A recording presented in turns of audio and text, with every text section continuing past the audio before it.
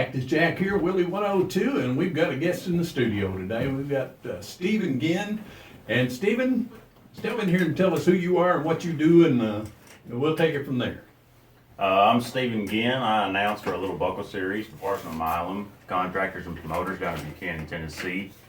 I've been doing it with him for about 2 years now and loving every second of it. A lot of folks that watch the YouTube channel, Country Conversations with Cactus Jack, have seen you quite a bit. But we don't know much about you, so we're going to get some background here. Where'd you grow up? I grew up in North Mississippi, around DeSoto, Tate County, just a little old country type towns. Went to school there? I was actually homeschooled. What are your roots? Were you a cowboy country fan, or were you a country boy, city boy? Did you move around a lot? Lack of a better word, some people call me a good old redneck boy. I just kind of grew up in the mud and in the woods, and switched over to rodeo later in life when I got a job. And so you hunt. What's your favorite hunting? Favorite hunting, I do a whole lot of duck and deer. There you go. I know you're an archery guru. You worked at UV's Outdoors as an archery guy for a while, didn't you? Yeah, I was an archery tech over there and shot ASA for a little bit. That was a fun little trip. And like me, what I do for a living doesn't really pay a very good living, so I've always had to have 2 or 3 jobs. I worked in the car business for a long time. All the people I knew are probably too old, but right now you're in the car business at Paducah Ford, correct?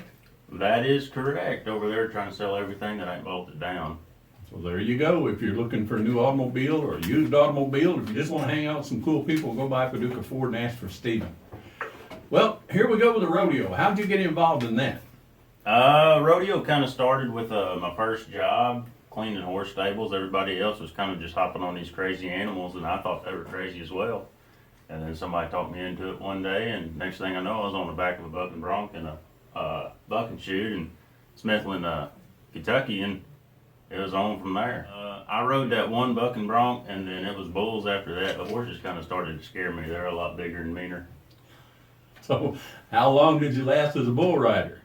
On top of the bull, I didn't last very long, but I took it a while. I rode from 2016 to 2021, so about 5 years there. Well, if you ride every ride, you only talk about 4 or 5 minutes total. But yeah, it's kind of it's an adrenaline rush for sure.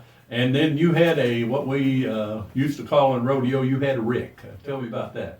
Well, I had multiple wrecks, but one that kind of did me in was I was in Mississippi on a bull named Cookie Dope, and it knocked me clean out. I woke up in the back of an ambulance, and I was just climbing out of the ambulance, kind of thinking about what I was doing. If you take them 5 years, add it all together, and I was like, well, maybe I got 8 seconds now, and I went ahead and walked away. Reconsidering your life choices, and you became an announcer. Yeah, I climbed up in the booth there at the barn, and they kind of took me in, and I've done other rodeos here and there and tried to grow, and I got a long road ahead of me, but hopefully that's going to be something that's going to be pretty constant.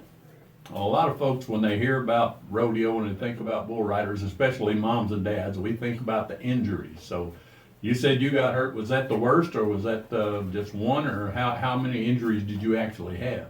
I know what type of injuries I had that hurt the worst, but I was terrible about going to the doctor. So on paper, I really couldn't tell you what was the worst. I got my leg smashed up. I've jacked up my tailbone, my hip, and both my wrists are shot. My ankles are shot. If you notice, I'm not wearing cowboy boots. I'm wearing tennis shoes. Well, one more question on the injuries line. I saw a pretty bad a gate guy got run completely over twice by a bull last fall at Buchanan. We actually got video, not of the actual injury, but we haven't put that on the channel yet. But we do have the video of what happened before and after. How is that guy doing? Is he doing better? Oh yeah, he's doing a lot better. I talked to him last month down at the barn, and he's recovering well, and he's getting back to rodeo. And he is going to go back. I figured he probably would. There's things that are just in your blood. Oh yeah. Well, the folks are going to want to know, and I want to know too, when the judges are watching, what makes a good ride? Well, typically in a pro circuit, you got 4 judges. Everybody's judging 1 to 25 for the bull, 1 to 25 for the rider.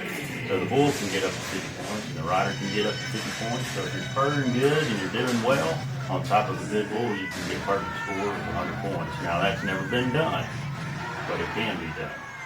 I've seen the video of a guy named Don Gay back, I believe, in the 90s that rode an 87. And man, I mean, that was just poetry to watch. It was really amazing. He rode that bull, and it was the best bull and the best bull ride I've ever seen. I do think he won a big time award for that. So we know what a good ride is if we're watching, but what if you're just a novice? Somebody had heard this on the radio and they're curious. What makes a good ride? How often do you have a good ride?